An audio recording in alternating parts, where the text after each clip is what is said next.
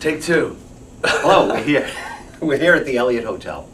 March 27th, it's around 11:45 in the morning. I'm here with Henry Alex Rubin, director of Disconnect. Hello, Henry.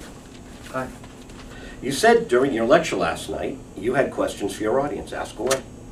Well, you know, I haven't shown the movie to many people, and so it's a real eye-opener for me to sit with the film and to get reactions from my audience members. And you know, I think when you make a movie or you make anything, you want to interact with the public. That's why you make things.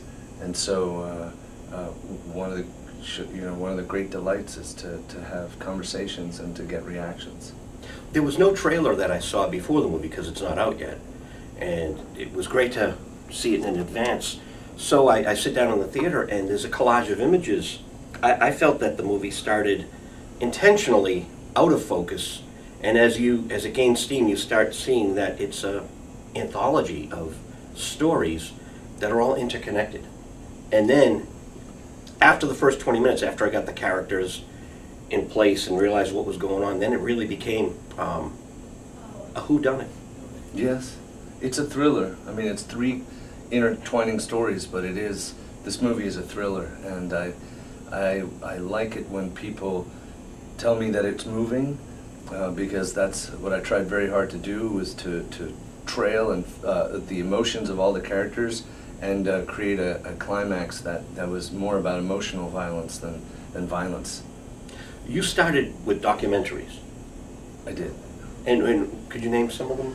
I made a movie called Who is Henry Jaglom, which is about the cult director Henry Jaglom. I produced a movie called Freestyle, which is about the art of freestyling. And I made a movie with my partner Dana about quadriplegics who play rugby in wheelchairs called Murderball. So with that background, it seemed, and I watched the lecture last night, we taped some of the lecture, and that you made this fictional movie, but almost in a documentary style, Yes, well, that was more because more as a function of the fact that I didn't know how to make a fiction film rather than a choice. Because I come from documentaries, that's all I know how to do. I even, I shoot commercials, and even my commercials are all shot in a documentary style. That's what I learned, and that's all I know. I didn't go to, film school, and I didn't get taught how to do the classic shot, reverse shot, master, even though I know what that is. So I don't like continuity problems, I don't like relighting, so all I did was, just as in a documentary, set up 2 cameras, light everything, and let the actors go. So that means they can move anywhere they want, it means they can say whatever they want, they can improvise, they can overlap their dialogue, and I still can cut the scene together. Can we talk a little bit more about the technical aspect, and then we're going to get back to the movie itself and reviewing it, kind of, sort of. What did you shoot it on? This coffee's delicious. It's not bad. Yeah? It's like a vanilla bean. I don't know. Yeah. It's good to be here, though. It is. The Elliot Hotel is nice. I understand you usually just do a late show, and this is very early for you. Yeah, we only go on location for special people, and you're special. Oh, thank you. No, you are. It was a good movie. Cheers. Thank you for coming to location. Excuse Excuse me while I disconnect my phone. It's a lot of fun to go into the TV studio and, just sit there and do we're live on Thursday nights. So we take, our movie critic calls in from Texas, and we did a whole series on Hitchcock movies. Exciting. So the show isn't about movies, but we like talking movies, so it's great to be here with you. What did you shoot it on? I shot these on the Epic, which is the new red camera, and that's digital format, but I used very old lenses from the 1960s. And was that from your documentary background, or was that because of this movie you wanted to have the old lenses? Well, I don't like the way that digital looks very clean and sharp. I like the softness of the older lenses and the older documentary films. I also love zoom lenses because you don't have to stick to one size frame. You can, go in and out. There's a lot of mostly zoom lenses used in this film. That And- doesn't mean it's always zooming. It just means that you can slowly zoom in or slowly creep in and out of things that you want to look at. It's very helpful, which you know, is one of the best things to do in a documentary, is that you can go from a wide to a tight very quickly by just snap zooming in, and then you cut out the zoom so that people just see a wide and then they see a tight, and they don't see the zoom in between. It worked because it felt like a film. It felt like it was done on film. So it had that, it didn't glare at you. Yeah. So that worked. And the story, too, it was a very, there's a lot of warmth despite a lot of the conflict, be it the family conflicts or the conflict of the journalist and having some kind of maybe pangs of guilt. So a lot of different emotions flowing around. Then we get to the whole aspect of cybercrime. And you have the FBI on a national level, and you have the local law enforcement on a small level, and they both seem unable to get it together or even work together. Well, you know, this is this is so new, cybercrime, that we are still passing legislation about it, and most cities don't even have a cybercrime unit, only major cities. The law enforcement has been overwhelmed by cybercrime in the past 10 years. And, you know, when it comes to identity theft, this is something that's reported, you know, something upwards of 20,000 times a day. A day? A day. And so, you know, they simply, law enforcement, certainly local law enforcement, has no resources to combat this. And so it falls on the banks and their investigators to combat this, and they don't have the resources either. And when it's and so depending on the amount of money, you know, there are priorities on whose cases to investigate. If you're like this couple in this film, if you're sort of at the in-between or on the lower end of the spectrum, you could be waiting for months before your case gets resolved. And in those months, if you don't have any money, I've met many people who have been really, you know, in dire straits after having lost their identity. That said, you know, that story is pulled right out of the headlines. And more people are getting their identity stolen. And Andrew Stern, who wrote the script, you know, thought that he'd found 3 different stories that really were a consequence of the modern technology that we use daily.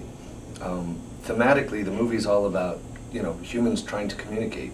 If anything, I would say it's about the power of human relationships, you know, and how they can overcome miscommunications. But the stories, all 3 of the plots, are pulled right out of the headlines. There was that bullying case of the woman on MySpace and the girl committed suicide. Was that the story that Andrew pulled from? It wasn't that one specifically. There have been others, and you know, the one that I forget the one that he pulled from, something that happened in Texas possibly. I'll have to ask him again. But you know, there have been so many examples of people having false profiles and creating false identities. To either you know, create boyfriends or girlfriends or even just taunt people online, that it's pretty easy to find a story that to base our story on. Again, there's 2 other stories in the film. One is about a couple that loses their identity and go vigilante to try to get their money back. And the other story is about a journalist who wants to do a story on an underage sex performer who she finds online, and her inappropriate relationship that develops out of it. And of course, the drama in that story comes when the FBI see her story and want the information about where this kid is, and she promised to keep it safe and promised to protect the kid. So she's torn between whether or not to lose her job and tell the FBI everything she knows, or to protect the kid. She didn't do a Judith Miller in of the New York Times. Remember, Judith went to jail. Yes, instead. Judith went to jail, and I mean, this is a big issue that journalists are facing. Is how far do you protect your sources? So that's one of the themes that this movie explores. I represented Judith's brother for many years. Did you know her brother was Jimmy Miller, the Rolling Stones producer? I didn't. The guy who produced Brown Sugar, Gimme Shelter. Amazing individual. I Yeah. didn't know, but what a family. Yeah, so Judith Miller is the half-sister. I guess she was Bill Miller's daughter, and Jimmy is Bill Miller's son. So I just thought I'd throw that little aside in. Fascinating. Your script writer, do you sit down with him and look at the script? Do you work by email? How does it work? We sat down many times. He'd written a really brilliant script. All I did was research it further. So as I said last night, I found a lot of real people and interviewed a lot of real people. Real cybercrimes detectives, real FBI agents, real underage child porn performers, real cyberbullies. And that reinformed the script, and it just refined it and added more detail into Andrew's already very strong, sort of very compelling script. He had laid it all out, and I just made it more real. The internet's just one big glob of information. Was this movie kind of reflecting that, you have to sift through, you have to sift through all of the TMI coming at you? I almost felt like it was a real-life version of The Matrix, of people plugging in and just kind of leaving the real world to be in this fantasy, if you will. Yeah, I mean, we all, mostly the internet and technology is incredibly useful and connects us all. It is the most exciting thing to me that, since electricity, though I wasn't around when that was invented. So I absolutely love technology, and I'm myself slightly addicted to my phone, as many of my friends are as well. I certainly didn't set out to make a movie that was anti-technology or that was preaching anything. It's just, these are three stories that were right out of the headlines, and I just wanted to make them all as realistic as possible. It does bring up questions, the movie, like how much should you be on your phone? How much time should you spend with your family? How much should your kids be on the iPad? These are all questions I think all of us are trying to figure out personally. I've heard stories of couples who don't want technology in the bedroom. I've some friends with which I play a game where we put our phones in the middle of the table, and the first person to answer the phone has to pay for the meal. So I think all of us individually are trying to figure out a relationship to our devices. But I feel like that is just one of the questions that comes out of the film. The film is not about that. Grand Funk Railroad, remember them? Yes. Mark Farner. Yeah, He's been on the show a couple of times, and he said that he disconnects the cable. He didn't want his kids, now his kids are adult, but when they were growing up, this is from an interview 10 years ago, he said he didn't want them watching all the commercials. And he just wanted to keep them away from all that junk, and I don't disagree with him. Yeah. It's a little, commercials to me, you're always hitting the mute button. Yeah. Because there's like some law where the commercials can't be louder anymore, and they still are. Yeah. So it's, disconnect is more than just the cell phone, it's the TV too. Yes, I mean, now there are commercials on the internet, Yeah. so you can't avoid them. And they pop up. They pop up. The family life in the film, you've got these strong parents, and kids are going to do what kids are going to do, and when they go into school, you've got the loner, and you've got the peer bonding where these guys, if they weren't together, they wouldn't be getting into trouble. So it's maybe less of not having that good environment because they came from good environments. They were fed, they had a roof over their head, they didn't have to go into these directions. So this is just ordinary people going kind of, oh, I can get away with this, so I'm going to do it. I don't know, that's just what I got from it. I mean, I think the tendency to look for a laugh is something that's very human. Cyberbullying or bullying in general, bullying has been in existence since forever, I'm pretty sure. And it starts with you just want to look for a laugh. And sometimes the laugh is at someone else's expense. In terms of that storyline, I tried to make it as natural as possible. I let those actors really improvise and get to know each other, those two guys, and I filmed them just like I was describing before, from far away, with long lenses, and I would never cut, so that I would just tell them to go again, or try this, or try that, so that they would feel very unfettered by the cameras and by the microphones and by the crew, and they could just feel free to just be themselves, And that was important to me because people who are bullies are not often, they're not, born as evil or criminal or or jerks even. They're the ones I met were normal, sweet, goofy kids looking for a laugh. And that's important to show the truth of who these kids are that can do this. And I think we've all done it at one point. We've all made a joke at the expense of someone else at some point in our lives, or had that happen to us. So it's something that's very natural. It's all around us, and I wanted to try to capture that as realistically as possible. Now, these two young actors, did they ever approach you and say, wow, I had no idea this would have this effect on someone? As they were in character and then they came out of character, did it affect them in any way as individuals outside the movie? Colin Ford and Aviad Bernstein, who plays the two young kids in the movie, they definitely related to this, and they've had friends, and they've had friends in their lives experience bullying, and so it wasn't alien to them. But it was very important for me that they say their language and the words in their own way, and not have to stick to a script, because I just wanted to capture truth and authenticity between these kids.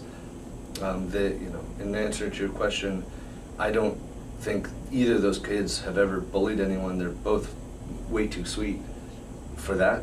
But I know that they've been around that behavior. Like I said before, I think we all have been around that. I wasn't even accusing them. I was just wondering if it just blew them away just to experience that kind of it's David versus Goliath in a whole other way, because with the traditional bullying is the big guy that kicks the sand on the face of the skinny guy. But now with technology, you get people who, if they want to bully, they're still seeking out weaker prey. There's 12 of us, and we can gang up on one of him, or one of her. And so it's a whole new bullying, but they still seem to be seeking out someone who might not fight back. And, this kid didn't fight back. He just imploded. Well, he didn't fight back because he thought that he was talking to a real person. There was no one to fight back. I mean, even when I don't want to give away what happens, but he believed. It's very easy to believe that you're talking to someone real if everything seems authentic. It happened to Manti Teo, and he's a pretty sophisticated person. He believed he had a girlfriend on Facebook. I know, but one would think in this day and age that you go beyond. Someone just added themselves to my Facebook, and I said to a friend of mine, hey, do you know who this person, because you're friends with them too? And I'm a little nervous. And it's a woman, and it's interesting. I just think they want to follow me and be anonymous. But I picked up on that right away, and I'm going to probably disconnect that person in the next 48 hours if I don't get a solid answer. So you have to be somewhat savvy that there are people out there that are just, jerks. I don't know. I know you made this as a thriller, and you maybe don't want to get preachy because I was there at the Q&A last night.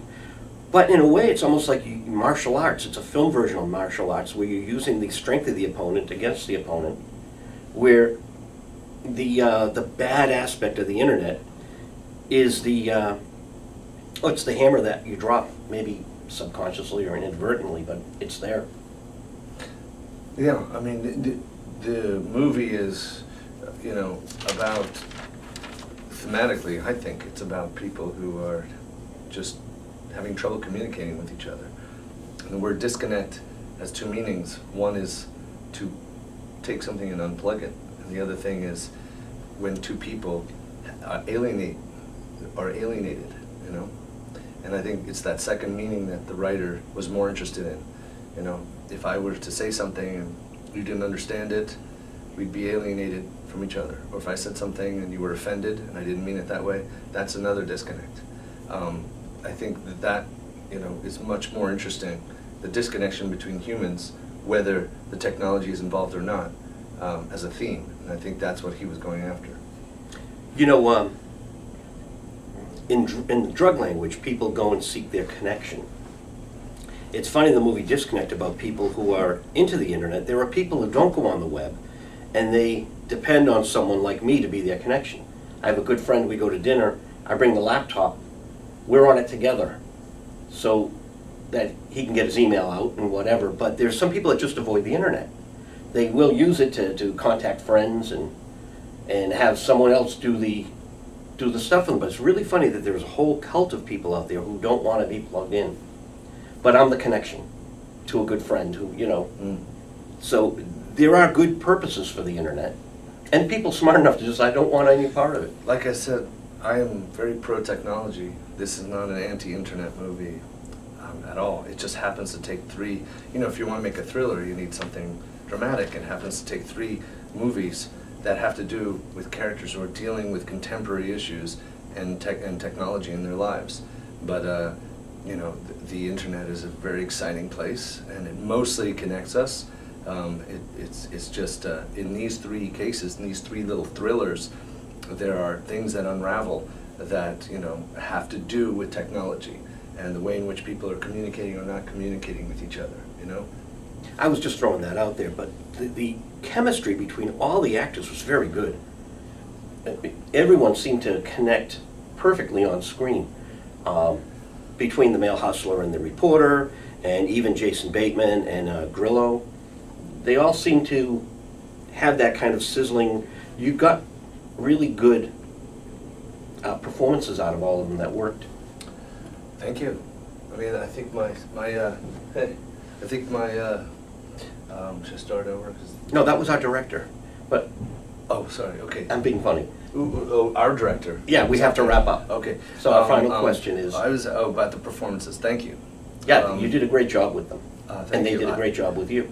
You know, all I can say is that what I learned making this movie, as you know, as I said, it was my first fiction film, was that you really have to trust the actors. You really have to. You know, I learned a lot about doing, you know, as little directing as possible and as much allowing as possible. You know.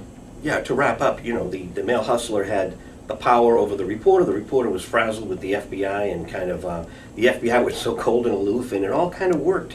You really, once you get focused 10 minutes into the movie, it is a roller coaster ride, and I loved how you got the three stories and they all interconnect. It was like reading an anthology where it's three separate stories, but they're all connected, and I really like that. So thank you very much for doing a great job. Thanks for having me on your show. Thanks, Britt. And could you say for us your name on visual radio? Yes, my name is Henry Alex Rubin. On visual radio. Thank you. Would you like me to say the whole thing again? Yeah, I'm Henry. Sure, I'm Henry Alex Rubin on visual radio. You've been visualized. Thank you. Thank you, sir. Great to meet you. Same here.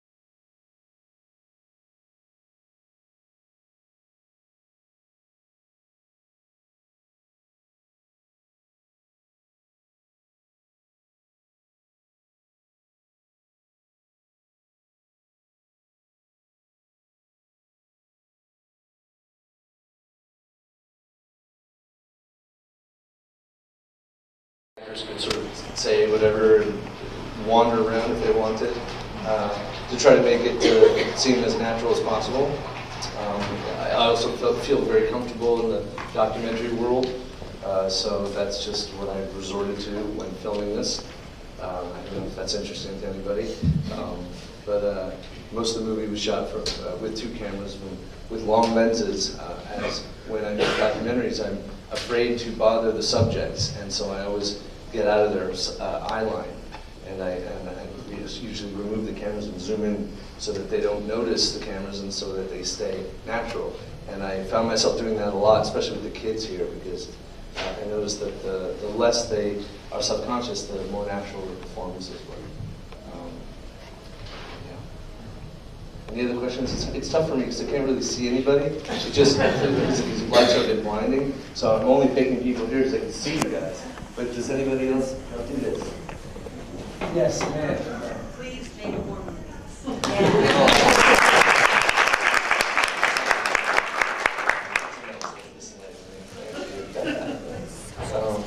Yeah, but I mean, it sounds like I heard some applause. That means you guys did enjoy it. I wonder, right, mostly.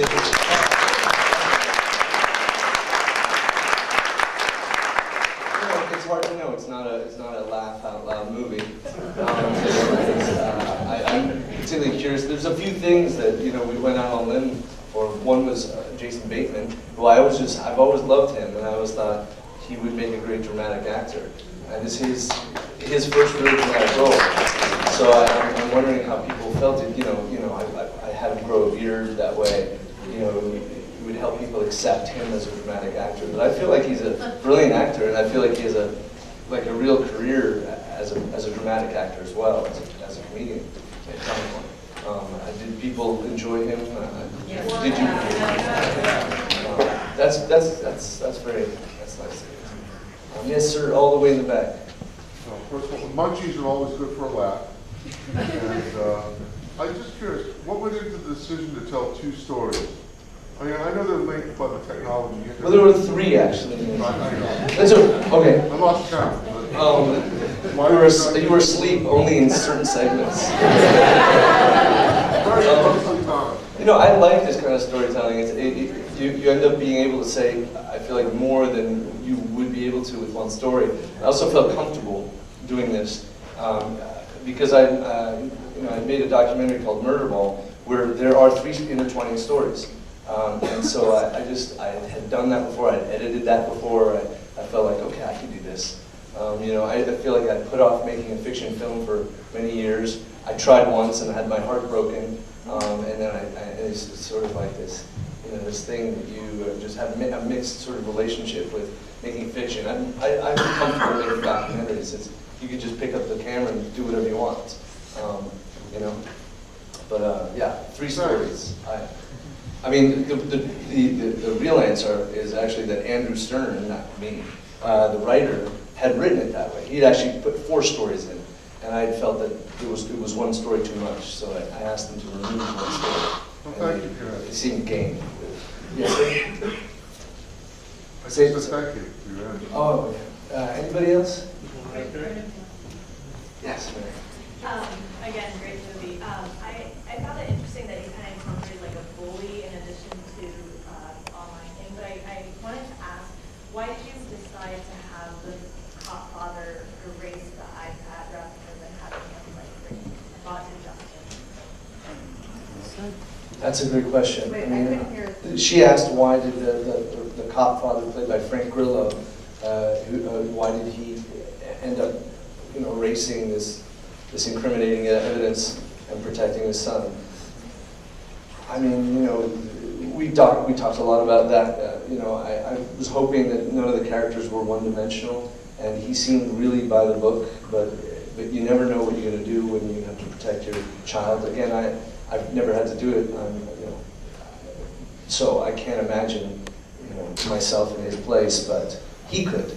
Frank did, and Frank thought he would absolutely do that, no matter what his job was. And Frank brought a lot to this performance. One thing that I did, because it was my first fiction, is that I found people who had experienced all this stuff. So I interviewed cyberbullies. I interviewed kids who had bullied and who had gotten in trouble for it. I interviewed families who had lost loved ones. I interviewed journalists, and I interviewed a kid who was a former online porn performer, and all these people put in front of the cast, in case they wanted to do any kind of research themselves. And most of my cast took up on it. So that was the first thing I did, because I don't make fiction movies, I just make docs. So So that's my point of entry with all these stories, was to sort of retroactively, Andrew made them up, but I retroactively found a sort of shadow cast of real people that I could talk to about, well, so when you lost your identity, how did it go down? And did the bank do this first? Oh, they did that. And then you know, Frank Grillo spent a long time with a cybercrime detective from New York City. And these guys are amazing. And they are, you know, they know all about security, and I could tell you a lot of horrific you know, statistics about how fast you can lose security on your computer, but I would learn things as I would interview people who lost their identity. It's incredibly frustrating. It happens more than you think. And so we modeled a lot of the details, a lot of beats in the script. We tweaked and we refined the script based on all these real interviews that we did. And you know, the writer was very open to that. You know, he only felt that it was getting more realistic. I know I trailed off your question, but you talked about the cyberbully. When I sat down with a kid that had bullied another kid, I know the first thing that I noticed is he wasn't a criminal or he didn't seem like a jerk at all. He seemed kind of like a goofball who was just looking for a laugh. And that very much infused Colin Ford's performance in this film, where he was just, you know, he's just a kid looking for a laugh. You know, it's usually what we do when we're young. We're just looking for a laugh. You know, usually at someone else's expense. So I just want to make sure that, you know, that story was told in a way in which it seemed natural, and you know, he seemed like a human, not, you know, some cartoonish scoundrel. Same for all the characters. You know, I was hoping that even the Mark Jacobs character wouldn't seem all evil. You know, one of the most surprising things that came out of research was this kid in the porn house who became an online porn star told me, you know, I'm proud of my job. I'm not ashamed. I'm annoyed when people tell me, oh, your mother must be upset, and it's how I make my money. And I'm just not. I don't have any hang-ups like the rest of the world about sex. And that was a key insight into that character that Max Theria plays in the movie. Any other questions? There's one right up there. Yes. Have you given consideration to exploring, like with the foundation, such as MacArthur, or with the National Office of Education, into producing something that can be utilized in education, probably at the middle school level, where kids are beginning to get into this stuff, just like there's educational curriculum on driving drunk, safe sex, etc. This is a new disease. You talking about cyberbullying? That, you know, But it's been around forever, right? It's certainly not new. It's just we have these things now, so it multiplies everything. but why don't you make some media that could be utilized? I mean, I would just say that, you know, hopefully you make a movie that's, I mean, first and foremost, my goal was to you know, entertain and make it sort of a potboiler, you know, a thriller that would hopefully even be moving, because that's what I really love, is emotion. And so that was my first goal. But if the movie starts a conversation about, you know, that or how much time we spend you know, on our phones versus looking at people in the actual eye, if it starts that conversation, then I feel very lucky, because that means we did something, you know, good. And that's all I can hope for, is that this starts a conversation. That would be just, you know, that would be really bonus. And hopefully, you know, parents, I mean, I guess it's not appropriate for kids who are 14. This is rated R, pretty much. You know. You know, I don't know. I've met some people along the way. I've only shown it to a few audiences, but I've met some mothers who've stepped out, quite moved, and said, you know, I'd love to show this to my kid. I don't know if the kid was 14, but that would be tremendous if parents actually wanted to say, hey, go see that movie. You know, that would be great. But no, I never thought of producing anything for that. I did do an anti-texting and driving campaign for AT&T 2 years ago, which was very profound, because I met a lot of people who passed away and had loved ones pass away because of sending a stupid text. And so I would interview the people, and at the end you saw the text that you know, was the loss of life. It's on the air right now. So that was, sometimes I do things like what you're talking about, very specifically aimed at, schools and stuff like that. Thank you. Yes, ma'am. Just structurally, sorry, I'll stand right here. I noticed that there was a brief linking the story about identity theft to the cyberbullying, and that Mike sort of jumped into the story. Was there a similar link between the other stories? I mean, they're all very casually linked. The writer Andrew Stern and I both are fans of, I'm sure many of you in this room have seen Krzysztof Kozłowski's movies. He's a Polish director, and he made a movie, Red, White, and Blue, and then he made a series for Polish television called Decalogue. And they were all separate stories, and everyone kind of wound in and out of each other's lives in a casual way, not a super dramatic way. I kind of liked that Andrew did that, but they all do kind of poke into each other's storylines.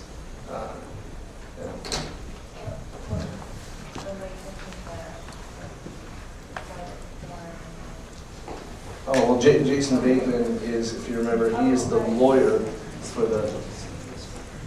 No, sir.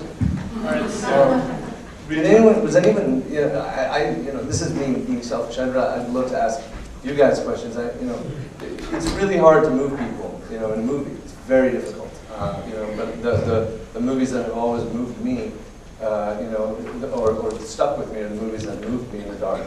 And I just wonder, did anyone, I'd love to hear someone talk about their emotions. Was it, outrage, nostalgia, sadness, bleakness, hope, horror?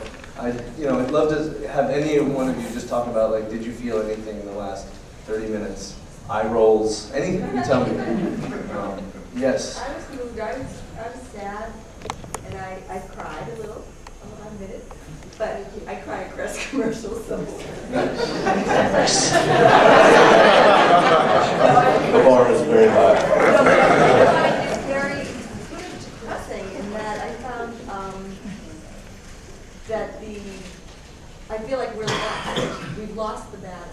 Right. And that, So you felt like the end was bleak and depressing? I just mean, it made me think that our society, our culture has already lost the battle.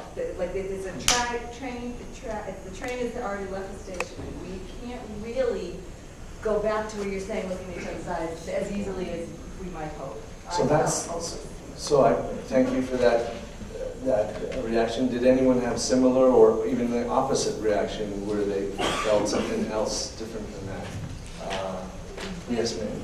My thought actually was that I felt of all of the arts, the one with Paula Patton and Alexander Skarsgård actually had a much more positive ending because you saw their relationship actually improve dramatically by the end. Even though the rest of their life was still a mess, they still seemed to find themselves again, which I felt was more positive than the story. I mean, of course, the Jason Bateman character seemed to come to his family more, but you still had the, of course, the specter of his son possibly not surviving. So that one was a little iffier. all right, so we have time for one more question / comment. Will it? One last comment here. Yes, ma'am. Yes, just that it's one really great film, but a really broad message. And I think anyone's going to be able to watch this film and not have a connection to how you use the internet and the phone. If I don't start disconnecting what's going on around me in my life, my family, my friends, what do I pay attention to more than them? Thanks for that comment. Well, and thanks to everybody for coming to this movie.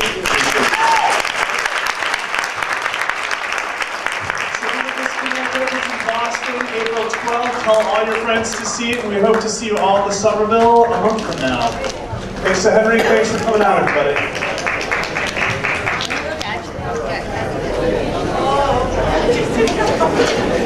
Do you like it? Yeah.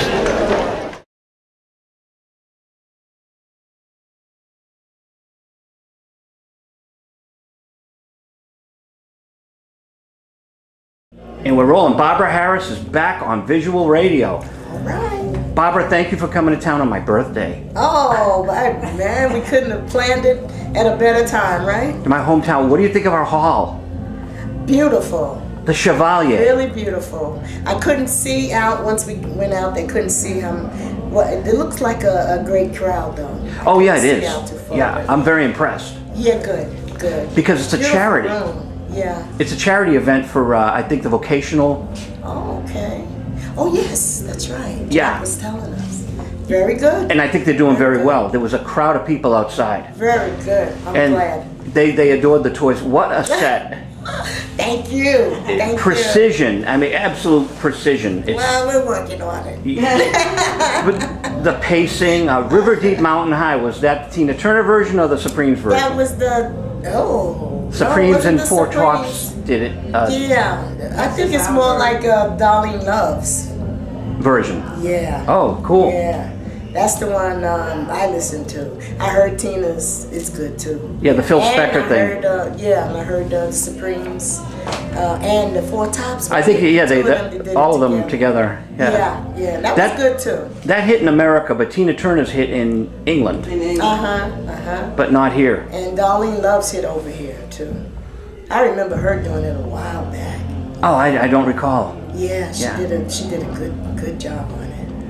You know what's great about Darlene, and we'll get back to you, but Darlene, every Christmas she does like the Tonight Show. Yeah. Or the Letterman Show, one of them. And you can go on YouTube and you can go year by year, and she's just terrific every time. Oh, yeah. She gets better. Every year she gets better. She does a Christmas show in, I think it's New York too. Every Christmas Day, her and Ronnie Spector.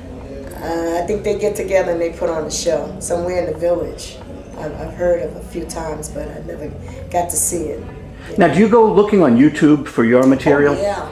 Does sort of the fans put stuff up? Yeah, Oh, my so- husband puts stuff up on me. He puts a lot of stuff up on me. But we look at YouTube all the time. They got such great stuff on there. It's amazing. Everybody, oh yeah. And Shaka Khan, oh my God, she's phenomenal. We look at some of hers, and now he started looking at Funkadelic. And Kenny, I wake up, because he goes to bed early sometimes, right? And then he'll get up like 12 o'clock, and I'm getting ready to go to bed. And at about 1 o'clock, I hear all this music, and he's just sitting there to my, whoa! So 1 o'clock in the morning, I'm saying, what is it? What are you doing? He's listening to Parliament Funkadelic. Talking about, these guys are great, why listen to this? I'm trying to sleep by now. But YouTube, oh man, phenomenal. Well, you know, for us record collectors, I grew up memorizing what records you were putting out, and then YouTube just throws it all away because there's stuff you've never even seen on record. Yes. And it's like, where do they find these things? Right. But that is so great because we get to see, we get to see some of the artists that you don't normally see. Everybody's putting their stuff up on there, I guess you're able to do that. But you get to see a lot of stuff that you don't normally see. There's a bass player in the Netherlands, I think. She lives in the Netherlands, and Kenny loves her. And this girl plays the bass like a guy, and she sings with it. Wow. Phenomenal. Little young girl, too. I said, wow. Last time we spoke on camera, you were working with someone from overseas in France? Yes. Now, do you make some new records? Well, we did 4 songs with him, and he keeps sending music, but we just got kind of busy, so we didn't do any more. But we keep in touch with him, and I don't know, we haven't spoken to him lately, but every now and then he'll send us an email, say, I got something good, and we put it together. He likes disco, because he said disco is still very big over there. So we did 4 songs with him. We completed 4 songs with him. And he put a couple out over there. That might be playing over there too, I don't know. But his name was Phil Alcastanza.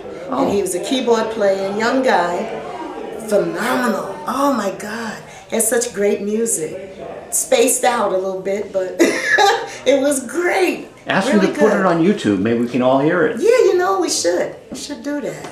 So, because he travels and plays too. He tried to get us to come over there to do a tour with him, but we just couldn't get the time. He wants to come for a few months, couldn't get the time. Have the Toys toured Europe recently, or? Recently, no. No. No. But it'd probably be a fun thing. Oh, yeah. Yeah. England, Germany, Australia. Always. It's a lot of fun. But you're doing, now the band you had here is a different band than backing everyone up. No, well, we had our 3 guys. We Oh. have Kenny on the bass. We had our drummer, Andrew, and our guitar player, Charlie. Okay, I knew Kenny was So, on the bass, so I yeah. thought that they were augmenting, but the keyboard player is the same for every band. Yes. Okay. Yes, he's not really our keyboard player. We just Okay. used him. Oh, so what are the names of the Toys? What's the drummer's name? The drummer's name is Andrew Mack. M-A-C-K? Mhm. Oh, okay. And the guitar player? Charlie Rivers. Oh, that's easy. Andrew Mack, Charlie Rivers. Now, when you play, who's on keyboards? We hire different guys. Oh, okay. We have one guy we like in particular, and we can't get him that much because he works a lot. His name is George Tizio. And he used to play for Larry Chance and the Earls. Oh, okay. Now he's playing for Jay and the Americans. Jay and the Americans, my friend Marty Coopersmith. Uh-huh. Oh, yeah, they were just on my TV show. No kidding. Because I knew Marty back in the 80s, and I'm so happy. It's a phenomenal story how they all got back together. I don't know if you know. No, I didn't. Jay Black sold the name. Well, Oh, he did. Huh? well, he was in bankruptcy, Jay Black. So the original guys went out and auctioned, and the auctions go that the original people have first dibs. Okay, yes. Uh-huh. So as they told me on camera, they're not supposed to see who the other bidders are, but they looked and they saw the name, and they went and checked his van out. It was a Jay and the Americans copy band, and they hired him to be the lead singer No kidding. from the whole thing. So, but it's Marty and Yeah, we saw Sandy them. You came that night, right? I think so.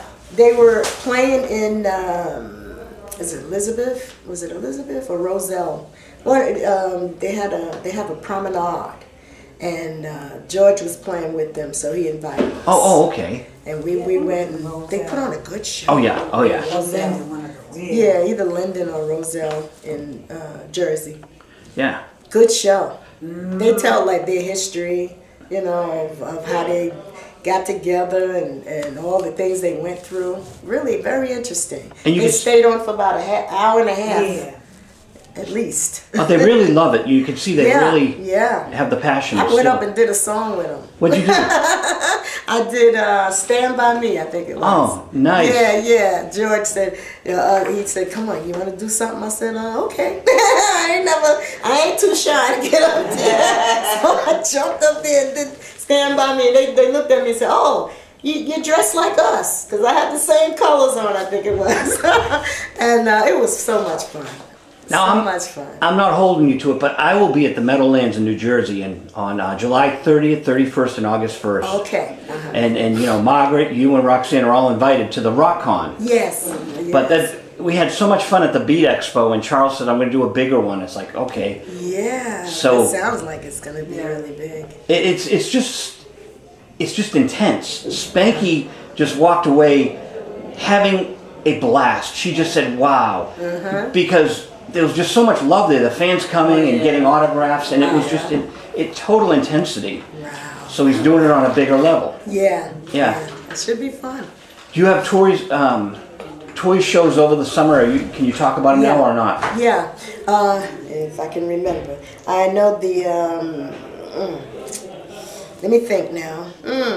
That's okay. I don't want to put you on the spot. We I'm just trying have to fun. think. I write them down because my memory ain't that great. But can we go to the Toys website? Yes. Okay. Yes. And I'm glad I asked. And I will ask if the cookies have a website too, but it's Barbara Toys? Barbara's Toys? Well, you can just say, put Barbara Harris the Toys, you get it.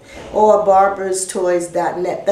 That's the email address though. It's barbara@barbarastoys.net.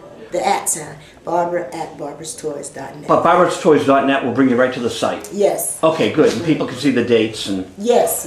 And the cookies are on my site for now. Oh, cool. Until we set up a site for them. I'll put on pause. I sure do. Barbara Harris, thank you so much for coming up here. Oh man, it was our pleasure.